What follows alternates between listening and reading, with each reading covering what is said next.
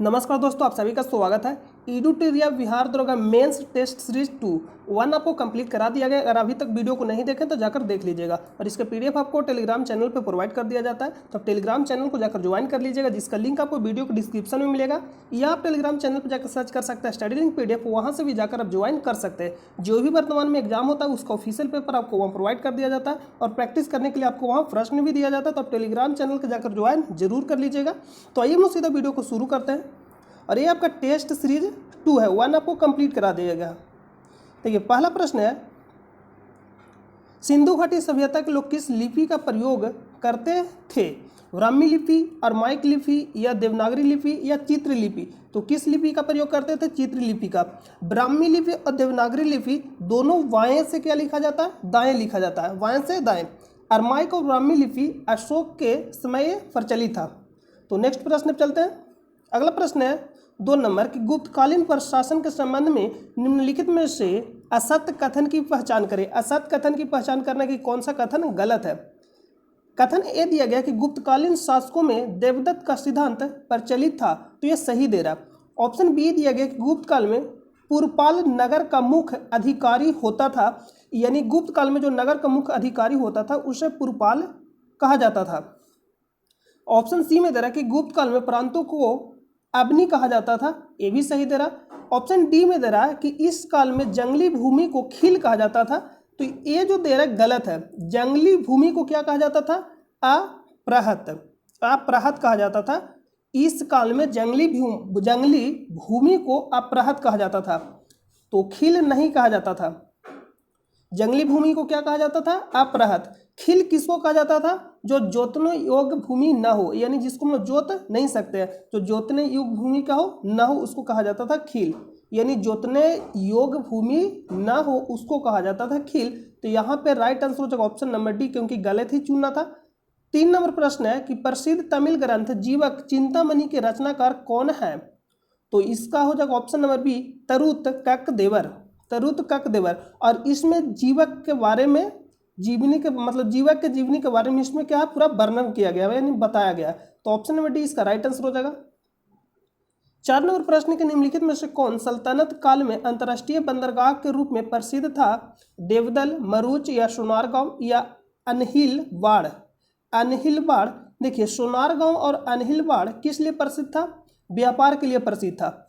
और इसका जो right answer option number A, देवल अंतर्राष्ट्रीय बंदरगाह के लिए प्रसिद्ध था। ऑप्शन नंबर ए इसका राइट आंसर हो जाएगा। 5 नंबर प्रश्न की, शेख अहमद सरहिंदी निम्न में से किनके समकालीन थे? समकालीन कहने का मतलब है, अगर अभी हम आपको बात करें कि अगर आपसे भी पूछा जाए कि आप किस प्रधानमंत्री के समकालीन हैं, यानी आपके समय में कौन कौन से प्रधानमंत्री थे, यानी कह सकते हैं, यानी अभी के समय में, यानी जब से आपका जन्म हुआ तब से लेकर अभी तक, मतलब आप किनके समकालीन है? आप अभी बोल सकते हैं नरेंद्र मोदी के समकालीन या प्रणब मुखर्जी के समकालीन, मतलब आपके समय जो है उसी को बोलते हैं समकालीन। तो यानी शेख अहमद सरहिंदी निम्न में से किनके समकालीन थे? तो अकबर के समकालीन थे।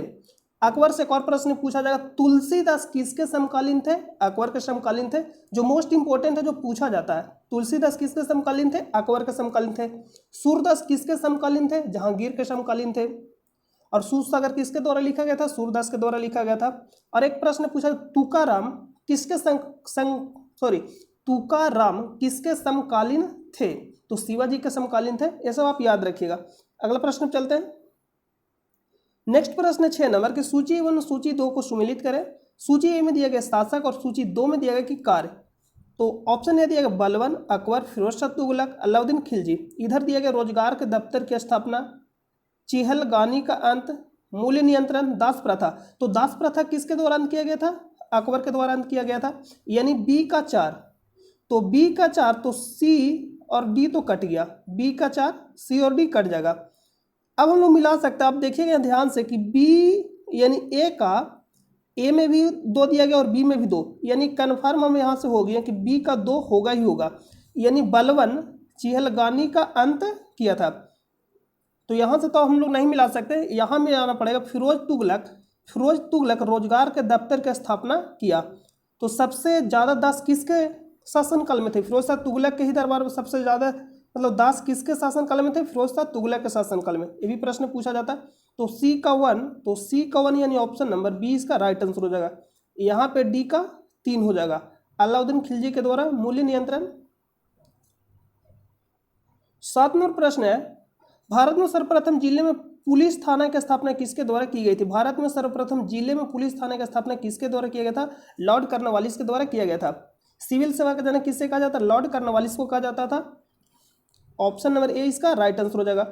नेक्स्ट प्रश्न पे चलते हैं। वारेन हेस्टिंग बंगाल के प्रथम governor general Warren Hastings. Robert Clive, ये लॉर्ड क्लाइव, इसी के समय में कौन सा युद्ध हुआ था? प्लासी का युद्ध हुआ था। नेक्स्ट प्रश्न पे चलते हैं। 8 नंबर प्रश्न के प्राचीन भारत के प्रसिद्ध शासक जिसने अपने जीवन के अंतिम दिनों में जैन धर्म अपना लिया था, नाम क्या था? Chandragupta Maurya. Option number B इसका राइट आंसर हो जाएगा। नेक्स्ट प्रश्न पे चलते हैं। अशोक से पूछा जाएगा कलिंग युद्ध कब हुआ था? 261 ईसा पूर्व हुआ था। 261 ईसा पूर्व। 9 नंबर प्रश्न के भील विद्रोह भारत के किस क्षेत्र में हुआ था? तो किस क्षेत्र में हुआ था? पश्चिमी घाट हुआ था, यानी ऑप्शन नंबर बी 812 से लेकर 819 के बीच हुआ था यह भील विद्रोह। 10 नंबर प्रश्न की 1857 के विद्रोह के संबंध में असत कथन की पहचान करें। ऑप्शन ए में दिया गया इस विद्रोह का आरंभ 10 मई 1857 ईस्वी को हुआ था, यह सही दे रहा। कहाँ से हुआ था? मेरठ से। ऑप्शन बी दे रहा कि इस विद्रोह का प्रमुख राजनीतिक कारण डलहौजी की हड़प नीति थी, तो ये भी सही है।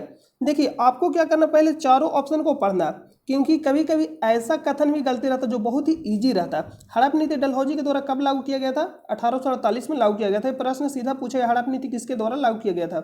ऑप्शन सी दिया गया कि इसके असफलता का एक प्रमुख कारण राष्ट्रीय भावना का अभाव था। मान लीजिए कि हमको ये मालूम नहीं है, तो राष्ट्रीय भावना का अभाव था, ये तो कन्फर्म है। डी दे रहा कि इस विद्रोह के बाद वाइसराय के पदों को गवर्नर जनरल के पद में परिवर्तित कर दिया गया, तो यहाँ पे क्या हो जाएगा? गलत हो जाएगा, क्योंकि गवर्नर जनरल के पद को वाइसराय के पद में कन्वर्ट किया गया था, ये नहीं कि वाइसराय के पद को गवर्नर जनरल के पद में। तो ऑप्शन नंबर डी इसका राइट हो जाएगा। गवर्नर जनरल को पद को वाइसराय के पद में कन्वर्ट किया गया था, यानी परिवर्तित किया गया था। तो यहाँ पे क्या हो जाएगा? डी राइट हो जाएगा, क्योंकि गलत कथन चुनना था। तो ऑलरेडी ए बी सी और क्या हो जाएगा? सही हो जाएगा। नेक्स्ट प्रश्न पे चलते हैं।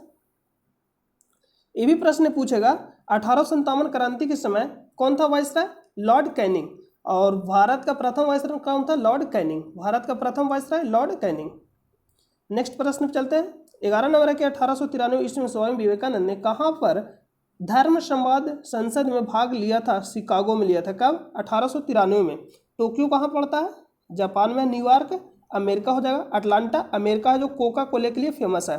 कोका कोला के लिए फेमस है अटलांटा। 12 नंबर प्रश्न की लीटन द्वारा 1878 ईस्वी में वर्नाक्यूलर प्रेस एक्ट किस लोकप्रिय समाचार पत्र को लक्ष्य करके लाया गया था? तो ये कौन सा समाचार पत्र था? सोम प्रकाश। सोम प्रकाश। तो option number C right answer हो जाएगा, सोम प्रकाश। तो सीधा प्रश्न पूछेगा वर्नाक्यूलर प्रेस एक्ट किसके द्वारा लाया गया? लीटन के द्वारा। लेकिन समाप्त किसके द्वारा किया गया था? रिपन के द्वारा। लाया गया था लीटन के द्वारा और समाप्त रिपन के द्वारा। नेक्स्ट प्रश्न पे चलते हैं। 13 नंबर प्रश्न की कांग्रेस के सूरत अधिवेशन में उग्रवादी दल द्वारा निम्नलिखित में से कौन सा प्रस्ताव नहीं पास करवाया गया था? स्वराज की प्राप्ति, स्वदेशी को प्रोत्साहन, विदेशी वस्त्रों का बहिष्कार, और एक था राष्ट्रीय शिक्षा। राष्ट्रीय भाषा का प्रोत्साहन नहीं था। तो ऑप्शन नंबर डी इसका राइट आंसर हो जाएगा। Option number D right. Surat अधिवेशन कब हुआ था? 1907 में हुआ था सूरत अधिवेशन।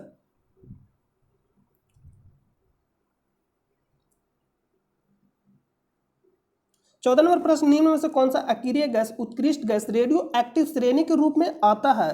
तो कौन सा आता है? रेडॉन। Option number B. और एक किस वर्ग में है अक्रिय गैस? 18 नंबर वर्ग। अगला प्रश्न पे चलते हैं। 15 नंबर के किस जहाज के कर्मचारियों ने 1946 ईस्वी में शाही नौसेना के विरुद्ध विद्रोह किया था? तो नाम क्या था? NS तलवार। ऑप्शन नंबर ए इसका राइट आंसर हो जाएगा। फैक्ट प्रश्न है। 16 नंबर प्रश्न की विश्व आर्द्रभूमि दिवस कब मनाया जाता है? तो विश्व आर्द्रभूमि दिवस आर्द्रभूमि को संरक्षण के लिए 2 फरवरी 1971 में, कितना? 2 फरवरी 1971 में, 2 फरवरी 1971 में कहाँ हो रहा था? ईरान के रामसर में क्या हो रहा था, समझौता हो रहा था, मतलब इस पे हस्ताक्षर किया गया था आर्द्र भूमि का संरक्षण करने के लिए, आर्द्र भूमि को संरक्षण करने के लिए। तो इसको हम लोग जानते हैं रामसर समझौता के नाम से। तो रामसर समझौता किससे संबंधित था, आर्द्र भूमि के संरक्षण के लिए, और ये कहाँ पड़ता है, ईरान में। तो एक कब मनाया जाता है आर्द्र भूमि, तो 2 फरवरी को। क्यों, क्योंकि 2 फरवरी 1971 को रामसर समझौता हुआ था। तो ऑप्शन नंबर सी राइट हो जाएगा। नेक्स्ट है चूने के पानी का रासायनिक सूत्र क्या है। तो चूने के पानी का एक है बिना बूझा चूना और एक है बूझा हुआ चूना। बूझा हुआ चूना कहने का मतलब उस पर हम लोग पानी ऑलरेडी डाल चुके हैं, और बिना बूझा चूना कहने का मतलब पानी नहीं डाले। तो पानी में होता है हाइड्रोजन और ऑक्सीजन, तो यानी पानी डाल देंगे तो हाइड्रोजन आएगा। तो देखिए एक होता है CaO और एक होता है COH का हॉल्टन 2, यानी CaO कैल्शियम ऑक्साइड और एक होता है कैल्शियम हाइड्रोक्साइड। यहां पे क्लीन करके आप इसको लिख लीजिएगा। एक होता है CaO और एक CO, देखिए यहाँ पे Ca और OH के हॉल्टन 2, ये आप याद रखिएगा। तो बिना बूझा हुआ चूना कहने का मतलब पानी नहीं डाले, तो बिना बूझा हुआ चूना कहने का मतलब हाइड्रोजन नहीं है। तो हाइड्रोजन किस में नहीं है, CaO में।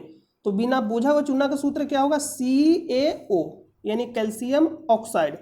और चूने के पानी का रासायनिक सूत्र क्या है, यानी चूना डाल दिया यानी बूझा हुआ चूना, तो उसमें क्या होगा, CaOH का हॉल्टन 2, ऑप्शन नंबर सी। अरे कैल्शियम कार्बोनेट। नेक्स्ट प्रश्न चलते हैं। 18 नंबर प्रश्न है कि निम्नलिखित में से संसदीय चुनाव क्षेत्रों का निर्धारण किस आयोग के द्वारा किया जाता है। चुनाव आयोग, वित्त आयोग या केंद्रीय सतर्कता आयोग, किसके द्वारा किया जाता है, परिसीमन आयोग के द्वारा किया जाता है। तो ऑप्शन नंबर डी इसका राइट आंसर हो जाएगा। 19 नंबर प्रश्न के अंतर्राष्ट्रीय प्राकृतिक संरक्षण संघ की रेड डाटा बुक के अनुसार भारत की कौन सी पक्षी संकटग्रस्त है। तो नाम क्या है, चीर पीजेंट, उसका नाम क्या है, चीर पेजेंट। और किस क्षेत्र में पाया जाता है, तो हिमालय क्षेत्र में पाया जाता है, जम्मू कश्मीर हो गया, हिमाचल प्रदेश हो गया, उत्तराखंड में पाया जाता है। तो ऑप्शन नंबर डी इसका राइट आंसर हो जाएगा।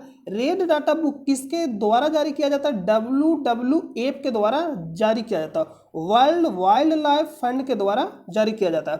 तो ऑप्शन नंबर डी इसका राइट आंसर हो जाएगा। नेक्स्ट है 20 नंबर प्रश्न, निम्नलिखित में से सबसे ज्यादा हानिकारक वायु प्रदूषक कौन है। तो सल्फर डाइऑक्साइड, कार्बन मोनोऑक्साइड गाड़ी से निकलने वाला सर्वाधिक जहरीला गैस, कार्बन डाइऑक्साइड गाड़ी से निकलने वाला सर्वाधिक गैस। अगर पूछेगा गाड़ी से निकलने वाला सर्वाधिक गैस कौन सा, कार्बन डाइऑक्साइड। लेकिन प्रश्न पूछेगा गाड़ी से निकलने वाला सर्वाधिक जहरीला गैस कौन सा, कार्बन मोनोऑक्साइड। तो ऑप्शन नंबर ए इसका राइट आंसर हो जाएगा। नेक्स्ट प्रश्न पे चलते हैं। 21 नंबर है कि कार में बैठा यात्री कार के अचानक चलने पर पीछे की ओर गिर जाता है, इसकी सही व्याख्या करता है न्यूटन का कौन सा नियम, प्रथम नियम, यानी ऑप्शन नंबर डी न्यूटन का प्रथम गति का नियम। ये सब आपको मालूम होगा। इससे क्या मिलता है, बल की परिभाषा मिलता है। न्यूटन का द्वितीय नियम से क्या मिलता है, बल का सूत्र मिलता है। और न्यूटन का तृतीय नियम से क्या मिलता है, बल का प्रकृति। अगला प्रश्न पे चलते हैं। 22 नंबर है कि सौर सेलों के निर्माण मुख्यतः किसका प्रयोग किया जाता है, सिलिकॉन का प्रयोग किया जाता है। ये आप आसानी से लगा लीजिएगा। 23 नंबर है कि प्रतिध्वनि सुनने के लिए श्रोता एवं प्रवर्तक के बीच की दूरी कम से कम कितनी होनी चाहिए, 17 मीटर। ये सब प्रश्न आप आसानी से कर सकते हैं। 24 नंबर प्रश्न है कि विद्युत बल्ब के तनु यानी फिलामेंट का गलनांक लगभग कितना होता है। तो 35,000 सेल्सियस होता है। Option number C. सूची 1 को सूची 2 से सुमेलित कीजिए। इधर राशि दिया गया और इधर मात्रक दिया गया। बल का मात्रक क्या होता है, न्यूटन, यानी ए का 3 नंबर, तो ए का 3 नंबर। और वेग का क्या होता है, मीटर पर सेकेंड, यानी बी का 4। संवेग का क्या होता है, केजी मीटर पर सेकेंड, केजी मीटर पर सेकेंड, यानी सी का 1। और घनत्व को हम लोग लिखते हैं क्या, द्रव्यमान वत्ता आयतन। घनत्व क्या बोलते हैं, द्रव्यमान वत्ता आयतन, यानी द्रव्यमान को केजी लिखते हैं और आयतन को घन मीटर। तो यानी डी का 2। तो आप यहां से मिला लीजिएगा, ए का 3 नंबर तो सी और डी कट जाएगा, सी का 1, तो यानी ऑप्शन नंबर ए इसका राइट आंसर हो जाएगा। नेक्स्ट प्रश्न पे चलते हैं। 26 नंबर के गन्ने के शक्कर से सिरका बनाने में निम्नलिखित में से किस उत्प्रेरक का प्रयोग किया जाता है। किस उत्प्रेरक का प्रयोग किया जाता है, तो माइकोडमी acetate, option number B right हो जाएगा। इन्वर्टेड एंजाइम क्या करता है, इन्वर्टेड एंजाइम यहाँ पे दिए गन्ने के शक्कर से ग्लूकोज और फ्रक्टोज बनाने में इसका उपयोग किया जाता है, इन्वर्टेड एंजाइम का। लेकिन यहाँ पूछा गया उत्प्रेरक का नाम क्या है, तो इसका हो जाएगा माइकोडेमी एसीटी, ऑप्शन नंबर बी। 27 नंबर प्रश्न है कि सूची 1 को सूची 2 के साथ सुमेलित कीजिए, यानी मिलान कीजिए, यानी सही मिलान करना है। तो यहाँ पे दिया गया मैग्नीशियम का एस का नाम क्या है, डोलोमाइट, डोलोमाइट। तो ए का 4। तांबा का एस का नाम क्या है, जस्ता का नाम है कैलेमाइन। तो यहाँ से तुम लोग कर सकते हैं, तांबा का नाम हो जाएगा कैसीटेराइट और टीन का नाम है एजूराइट। तो यहाँ से आप मिला लीजिएगा। ए का 4 नंबर यानी सी और डी कट जाएगा, बाकी बी का 1 नंबर। तो ऑप्शन नंबर 20 का क्या हो जाएगा, राइट आंसर हो जाएगा। 28 नंबर प्रश्न के नीला थोथा का रासायनिक नाम क्या है, कॉपर सल्फेट, कॉपर सल्फेट। नीला थोथा का रासायनिक नाम क्या है, कॉपर सल्फेट। सफेद पूछेगा तो जिंक सल्फेट, हरा थोथा पूछेगा तो फेरिक सल्फेट। 29 नंबर प्रश्न है कि कठोर जल की कठोरता दूर करने के लिए किसका प्रयोग किया जाता है, तो सोडियम कार्बोनेट का प्रयोग किया जाता है। मैग्नीशियम क्लोराइड, कैल्शियम सल्फेट, यहाँ पे आप जो देख रहे हैं मैग्नीशियम क्लोराइड और कैल्शियम बाइकार्बोनेट। मैग्नीशियम और कैल्शियम बाइकार्बोनेट के कारण अस्थायी कठोरता होता है, जल में अस्थायी कठोरता। तो प्रश्न पूछेगा जल में अस्थायी कठोरता किसके कारण से होता है, तो मैग्नीशियम और कैल्शियम के बाइकार्बोनेट। लेकिन पूछेगा जल में अस्थायी कठोरता किसके कारण होता है, तो मैग्नीशियम और कैल्शियम के क्लोराइड और सल्फेट के कारण। 30 नंबर प्रश्न की धूप के चश्मे का लेंस बनाने में किस कांच का प्रयोग किया जाता है, तो क्रूक्स कांच का प्रयोग किया जाता है। पायरेक्स कांच का प्रयोग कहाँ किया जाता है, प्रयोगशाला में। फ्लैंट कांच का प्रयोग कहाँ किया जाता है, दूरबीन और कैमरे में। 31 नंबर प्रश्न है कोशिका में प्रोटीन का संश्लेषण कहाँ संपन्न होता है, तो राइबोसोम में। इसलिए राइबोसोम को क्या कहा जाता है, प्रोटीन का फैक्ट्री किसे कहा जाता है, राइबोसोम को। 32 नंबर प्रश्न के दूध के पास्चुराइजेशन है तो कितने तापमान पर 30 मिनट तक गर्म किया जाता है। दूध के पास्चुराइजेशन है तो कितने तापमान पर 30 मिनट तक गर्म किया जाता है। आप मिनट को ध्यान से देखिएगा, अगर यहाँ पे 15 होगा तो आंसर होगा 70, लेकिन 30 है इसलिए क्या हो जाएगा 65 डिग्री सेल्सियस। अगर यहाँ पे 15 रहता तो क्या करिएगा 70 डिग्री सेल्सियस, इसलिए आप यहाँ पे मिनट ध्यान से पढ़िएगा। 33 नंबर के पौधों को प्रकाश संश्लेषण के दौरान निम्न में से किसकी आवश्यकता नहीं होती है, तो ऑप्शन बहुत ही सिंपल है, ऑक्सीजन। क्योंकि पौधों के जिस दिन से ऑक्सीजन की आवश्यकता होने लगेगा क्या हो जाएगा, दुनिया सारा प्रलय हो जाएगा, तो यहाँ पे ऑक्सीजन। 34 नंबर प्रश्न के निम्नलिखित में से कौन एक कीटभक्षी पौधा है। कीटभक्षी पौधा कहने का मतलब कीटों को खाता है, नाम क्या, बटरवर्ट। ऑप्शन नंबर ए इसका राइट आंसर हो जाएगा। 35 नंबर है सूची ए एवं सूची 2 का सही मिलान करें। फल दिया गया इधर और इधर खाने योग्य भाग, तो आम हम लोग किसका भाग खाते हैं, मध्य फल भीति खाते हैं। सेब गूदेदार पुष्पासन, तो आप यहाँ से कर सकते इसको, यानी बी का 3 नंबर। तो बी का 3 नंबर एक ही ऑप्शन में है, तो ऑप्शन नंबर सी इसका राइट आंसर हो जाएगा। तो सी के यहाँ पे क्या हो जाएगा 2, और लीची का गुद्देदार एरिन। 36 नंबर प्रश्न की गवाइटर नामक बीमारी मनुष्य में निम्नलिखित में से किसकी कमी के कारण होता है, तो आयोडीन की कमी के कारण होता है आयोडीन, ऑप्शन नंबर डी, बहुत ही सिंपल है। नेक्स्ट प्रश्न है 37 नंबर, उल्टी यानी वोमिटिंग का नियंत्रण मस्तिष्क का कौन सा भाग करता है, मेडुला ऑब्लांगेटा, जो सबसे पक्ष भाग है, मस्तिष्क का सबसे पिछला भाग है। 38 नंबर प्रश्न के मानव रक्त के संबंध में कौन सा कथन सही नहीं है, सही नहीं है, ध्यान से आपको पढ़ना है। तरल संयोजी ऊतक है, सही है। प्लाज्मा रक्त का जीवित तरल भाग होता है। फाइब्रिनोजन रहित प्लाज्मा सेरम कहलाता है, यानी जिस प्लाज्मा में फाइब्रिनोजन नहीं रहेगा उसको क्या बोलते हैं, सेरम। ये सही दे रहा। आरबीसी का निर्माण अस्थि माध्यम होता है, ये भी सही है। तो प्लाज्मा रक्त का अजीवित भाग है, या नहीं कि जीवित भाग है, प्लाज्मा रक्त का क्या है, अजीवित भाग है। तो ऑप्शन नंबर 20 का राइट आंसर हो जाएगा, क्योंकि गलत ही चुना था। तो यहाँ पे दिया गया जीवित रहित भाग होता है, प्लाज्मा रक्त का जीवित रहित भाग होता है, तो ये क्या हो जाएगा, गलत हो जाएगा, ऑप्शन नंबर बी गलत हो जाएगा। नेक्स्ट प्रश्न पर चलते हैं।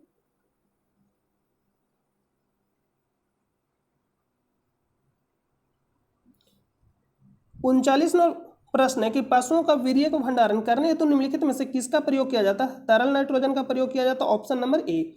40 प्रश्न, केंद्रीय मत्स्य पालन और समुद्री इंजीनियरिंग प्रशिक्षण संस्थान कहाँ स्थित है? कोचीन, केरल के कोचीन में स्थित है। Option number B. 41वां प्रश्न, निम्नलिखित में से किस शैल समूह की चट्टानें खनिज पदार्थों की दृष्टि से उत्तम मानी जाती है? धारवाड़ शैल की चट्टानें। और ये कहाँ पाया जाता है? कर्नाटक में पाया जाता है। अगला प्रश्न पे चलते 42 नंबर, केदारनाथ पर्वत शिखर हिमालय के किस भाग में स्थित है? तो कुमायूं भाग में स्थित है, यानी Kumaon Himalaya, option number D. और इसी में स्थित है गंगोत्री और बद्रीनाथ, तो दोनों याद रखिएगा, प्रश्न पूछा जाएगा। 43 नंबर के सूची 1 और सूची 2 का सही मिलान करें। सूची ए में दिया प्रमुख नदी और सूची बी में दिया गया सहायक नदी। तो चंबल के सहायक नदी का नाम क्या है? काली सिंध। तो यानी 1 का 4 नंबर, तो यहाँ से 1 का 4 नंबर ऑप्शन नंबर 1 ही दिया गया, तो यहाँ पे आंसर क्या हो जाएगा? ऑप्शन नंबर ए राइट हो जाएगा। बी का क्या हो जाएगा? 3 नंबर, यानी यमुना का क्या हो जाएगा? सिंध। और ब्रह्मपुत्र का हो जाएगा संकोश, और तापी का हो जाएगा अनेर। यानी चंबल, काली सिंध, यमुना सिंध और ब्रह्मपुत्र संकोश और तापी अनेर, यानी ऑप्शन नंबर ए इसका राइट आंसर हो जाएगा। नेक्स्ट 44वां प्रश्न, निम्नलिखित में से या निम्न में से कौन सी मिट्टी कपास की खेती हेतु सर्वाधिक उपयुक्त होती है? काली मिट्टी, ऑप्शन नंबर ए राइट हो जाएगा। और लेटेराइट मिट्टी किस लिए प्रसिद्ध है? यानी किस लिए प्रसिद्ध है? तो क्या हो जाएगा? चाय के लिए। यह प्रश्न पूछा गया, याद रखिएगा। 45वां प्रश्न कि कोयाली तेल शोधक कारखाना किस राज्य में स्थित है? तो कहाँ स्थित है? गुजरात में। और ट्रॉम्बे पूछेगा तो महाराष्ट्र में, क्योंकि ट्रॉम्बे कहाँ स्थित है? महाराष्ट्र में, तो नाम से ही पता चल जाता है। डिगबोई कहाँ स्थित है? असम में। और कोयाली कहाँ स्थित है? गुजरात में। 46वां प्रश्न की जनगणना 2011 के अनुसार सर्वाधिक दशकीय जनसंख्या वृद्धि दर वाले राज्यों एवं केंद्र शासित क्षेत्र को घटते क्रम में सजाए। घटते क्रम में सजाना, तो सबसे ज्यादा दशकीय वृद्धि कहाँ देखने के लिए मिला था? मेघालय में। तो मेघालय 2 को में दिया गया। उसके बाद अरुणाचल प्रदेश, तो मेघालय, अरुणाचल प्रदेश, बिहार, उसके बाद जम्मू कश्मीर, यानी ऑप्शन नंबर 20 का राइट आंसर हो जाएगा। 47वां प्रश्न की बारगी बहुउद्देशीय नदी घाटी परियोजना किस राज्य में स्थित है? ये कहाँ स्थित है? एमपी यानी मध्य प्रदेश में। 48वां प्रश्न, निम्नलिखित में से कौन सुमेलित है? तो गोबी मरुस्थल कहाँ स्थित है? एशिया में, तो ये तो सही है। मंगोलिया और चीन के सीमा पर स्थित है गोबी मरुस्थल। कालाहारी अफ्रीका, ये भी सही तरह। और यहाँ पे कौन सा जनजाति पाया जाता है? बुशमैन जनजाति। और कालाहारी अफ्रीका महादेश के किस देश में स्थित है? तो बोत्सवाना में स्थित है। ग्रेट विक्टोरिया ऑस्ट्रेलिया, ये भी सही तरह। तो सभी सुमेलित, ऑप्शन नंबर डी। 39वां प्रश्न के निम्न में से असत कथन की पहचान करें। चिली विश्व का सर्वाधिक तांबा उत्पादक देश है, ये सही तरह। और चिली किस महादेश में पड़ता है? दक्षिणी अमेरिका में पड़ता है। बिलिंगटन डेयरी उद्योग के लिए प्रसिद्ध है। और सी में दिया कि बुशमैन जनजाति कालाहारी मरुस्थल में पाई जाती है। अभी तुरंत आपको बताया, तो सही दे रहा। रबर का सर्वाधिक उत्पादन मलेशिया में होता है, तो रबर का सर्वाधिक उत्पादन मलेशिया में नहीं होता है, कहाँ होता है? थाईलैंड में होता है। तो यहाँ पे मलेशिया गलत हो जाएगा, तो गलत ही चुना था, ऑप्शन नंबर डी इसका राइट आंसर हो जाएगा। और कपास पूछेगा तो अमेरिका में होता है। और गेहूं और चावल के लिए चीन प्रसिद्ध है। तो बाकी तीनों ऑप्शन यहाँ पे क्या है? सही हो जाएगा। यानी ऑप्शन इसका आंसर क्या हो जाएगा? डी नंबर, क्योंकि गलत चुनना था।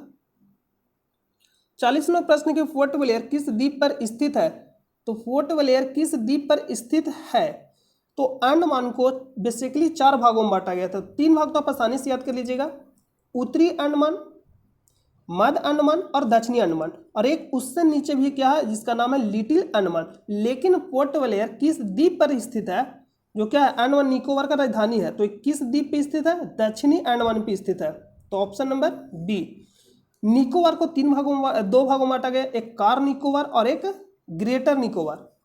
तो यहां जो आंसर होगा option number B, South Andaman. Port Blair किस द्वीप पर स्थित है? साउथ अंडमान पे स्थित है, ऑप्शन नंबर बी। 51वां प्रश्न, किस चार्टर अधिनियम के द्वारा बंगाल के गवर्नर जनरल को भारत का गवर्नर जनरल बना दिया गया? तो 1833 का चार्टर अधिनियम। और उस समय कौन था बंगाल का governor general? Lord William Bentinck. तो लॉर्ड विलियम बेंटिंक को 1833 के चार्टर एक्ट के द्वारा भारत का गवर्नर जनरल बना दिया गया। तो प्रश्न पूछेगा भारत का प्रथम गवर्नर जनरल कौन था? Lord William Bentinck. और एक प्रश्न पूछेगा बंगाल का अंतिम गवर्नर जनरल कौन था? Lord William Bentinck. तो दोनों आप याद रखिएगा। 52 नंबर प्रश्न की संसदीय प्रणाली में राष्ट्रपति द्वारा विधायी न्यायिकी एवं आपातकालीन शक्तियों का उपयोग वास्तव में किसकी सलाह पर करता है? तो मंत्रिपरिषद। ऑप्शन नंबर सी इसका राइट आंसर हो जाएगा। 53 नंबर प्रश्न के निम्नलिखित में से कौन सी स्वतंत्रता संविधान की प्रस्तावना में नहीं दी गई है? तो नहीं दी गई अभिव्यक्ति की दी गई है, विश्वास और धर्म उपासना दिया गया, अफसर की स्वतंत्रता नहीं, अफसर की समता, अफसर की समता, और 21 अनुच्छेद में आर्टिकल 16 में। तो ऑप्शन नंबर डी हो जाएगा। नहीं दी गई से प्रश्न पूछा है तो ऑप्शन नंबर डी इसका राइट आंसर हो जाएगा। नेक्स्ट 54 नंबर के भारतीय संविधान की विदेशी स्रोत के संबंध में निम्नलिखित में से कौन से जोड़े का गलत मिलान है? ऑस्ट्रेलिया संवर्ती सूची सही है, जापान विधि द्वारा स्थापित प्रक्रिया, आयरलैंड राष्ट्रपति का निर्वाचक मंडल, तो डी भी सही है और ए भी सही है। कनाडा संसदीय शासन, तो ए गलत है, ऑप्शन नंबर बी क्या हो जाएगा? गलत हो जाएगा। ऑप्शन नंबर बी क्या हो जाएगा? गलत हो जाएगा। ऑप्शन नंबर बी इसका राइट आंसर है क्योंकि गलत ही चुनना था, बाकी तीनों सही दे रहा। नेक्स्ट प्रश्न पे चलते हैं। सूची 1 सूची 2 को सम्मिलित कीजिए। दिया इधर सूची दिया गया और इधर प्रावधान दिया गया। तो शपथ, शपथ से याद रखिएगा 3, शपथ आप लिखिएगा तो 3 लिखाएगा, यानी शपथ से याद रखना है 3, तो शपथ यानी तीसरी अनुसूची, ऑप्शन नंबर बी का 2। और वेतन से याद रखिएगा कि वेतन 2 तरीके से कमाया जा सकता है, यानी पैसा, वेतन से क्या याद रखिएगा? पैसा। तो पैसा में क्या आएगा? एक ब्लैक मनी और एक व्हाइट मनी, यानी 2, तो 2 से याद रखना है द्वितीय अनुसूची, यानी हो जाएगा ए का 3 नंबर। तब यहां से मिला सकते ए का 3 नंबर और बी का 2, अभी भी नहीं मिलेगा, सी और डी तो नहीं होगा, ए और बी में कंफ्यूजन है, तो ए और बी में आप कर सकते हैं। 8वीं अनुसूची में क्या है? भाषाएं प्रावधान, यानी भाषा। 8वीं अनुसूची में क्या है? भाषा।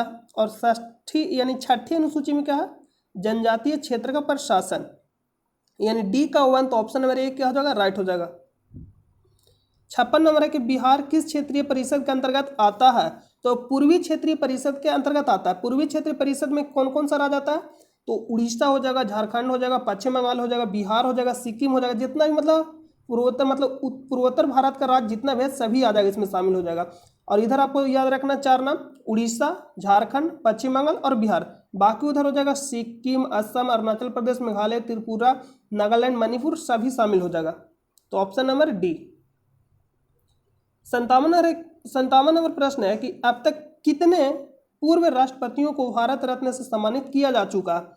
तो किनको किनको दिया गया? डॉक्टर राजेंद्र प्रसाद को दिया गया, डॉक्टर सर्वपल्ली राधाकृष्णन को दिया गया, डॉक्टर जाकिर हुसैन को दिया गया।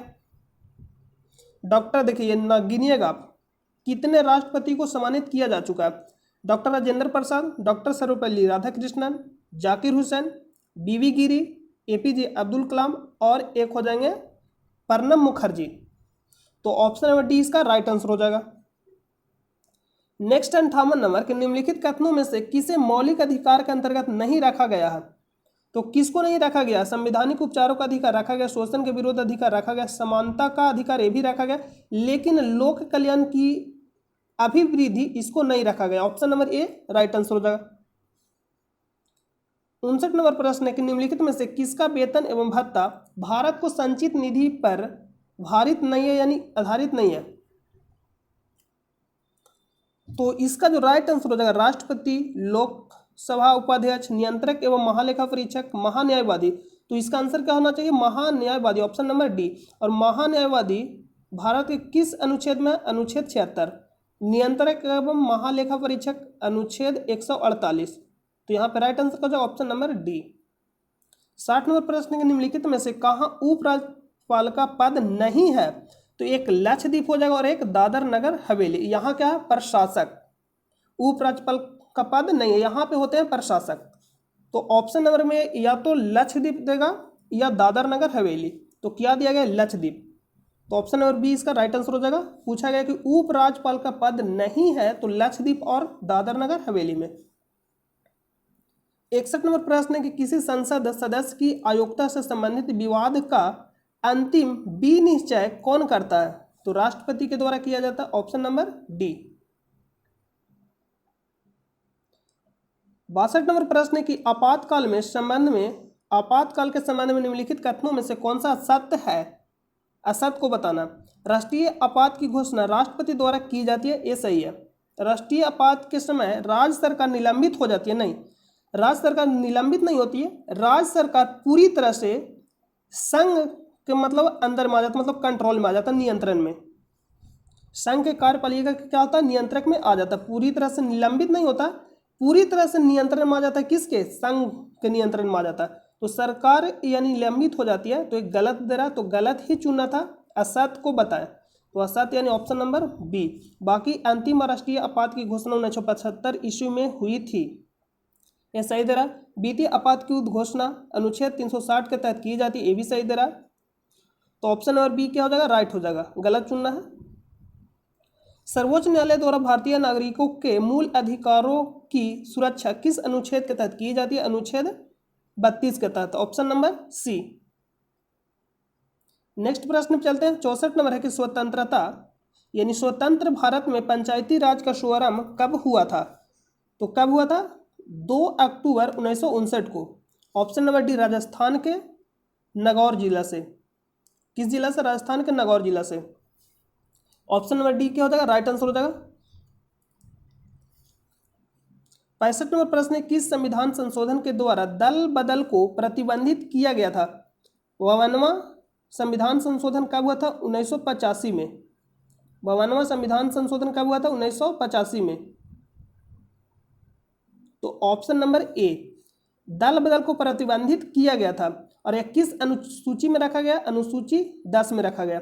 61वां संविधान संशोधन कब हुआ था, 1989 में। इसके तहत जो मतदान की जो आयु था 21 वर्ष से घटाकर कितना कर दिया गया, 18 वर्ष।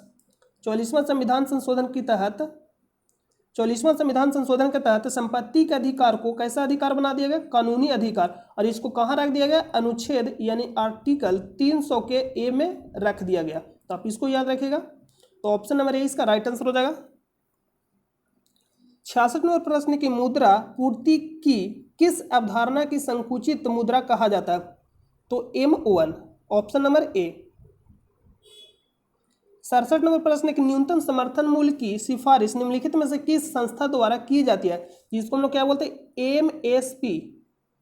MSP मिनिमम सपोर्ट प्राइस, किसके द्वारा निर्धारित किया जाता है, तो कृषि लागत और मूल्य आयोग द्वारा किया जाता है, जिसको हम बोलते हैं CACP, शॉर्ट में क्या बोलते हैं, CACP। तो आप इसको भी याद रखिए क्योंकि शॉर्ट नाम भी दे सकता है, ऑप्शन नंबर सी। 68 नंबर प्रश्न की स्वतंत्रता के पश्चात 1947 में किसकी अध्यक्षता में आर्थिक नियोजन समिति का गठन किया गया था, PC महालनोबिस। और ऑप्शन बी में दिया गया दादा भाई नौरोजी, और ऑप्शन सी में दिया गया जवाहरलाल नेहरू, और ऑप्शन डी में दिया गया सरदार वल्लभ भाई पटेल। तो इसका जो राइट आंसर होना चाहिए option number C, Jawaharlal Nehru. इसका आंसर क्या होगा, Jawaharlal Nehru, option number C. 69 number प्रश्न की बी निवेश कमीशन के पहले अध्यक्ष कौन थे, GV Ramakrishna, option number A. 70 number प्रश्न की जिस बजट में सरकार की कुल आय एवं कुल व्यय बराबर होते हैं उसे क्या कहा जाता है, संतुलित बजट। जब बराबर हो गया तो संतुलित बजट, ऑप्शन नंबर सी।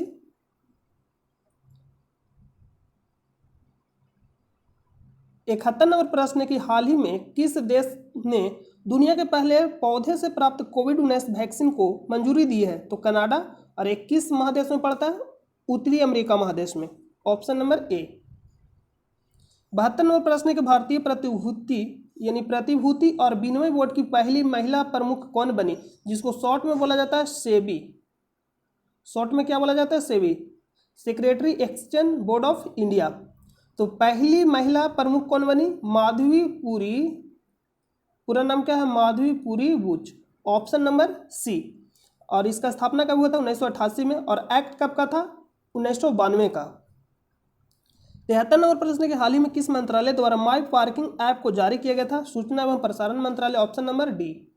नेक्स्ट प्रश्न 74 नंबर की वन स्थिति रिपोर्ट 2021 के अनुसार बिहार में तथा भारत में क्रमशः वन आवरण का प्रतिशत क्या है, तो बिहार में देखिएगा तो कितना 7.84, तो 7.84 यानी ए और डी कट जाएगा। और पूरा भारत में देखिएगा तो 21.71% यानी ऑप्शन नंबर सी। 75 नंबर प्रश्न है कि बिहार बजट 2022-23 को मुख्यतः कितने मुख्य स्रोतों में विभाजित कर पेश किया गया था। तो कितने मुख्य स्रोत थे? 6। ऑप्शन नंबर सी इसका राइट आंसर हो जाएगा।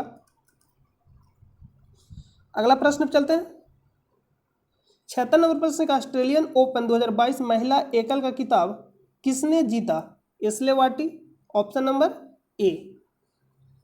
ये सब क्या करेंट का प्रश्न है। 77 नंबर की ओपेक का मुख्यालय कहाँ स्थित है? वियना ऑस्ट्रिया में। ऑस्ट्रेलिया नहीं, ऑस्ट्रिया। और ऑस्ट्रिया कहाँ पड़ता है? यूरोप महादेश में। ऑप्शन नंबर ए। 78 नंबर प्रश्न की CITES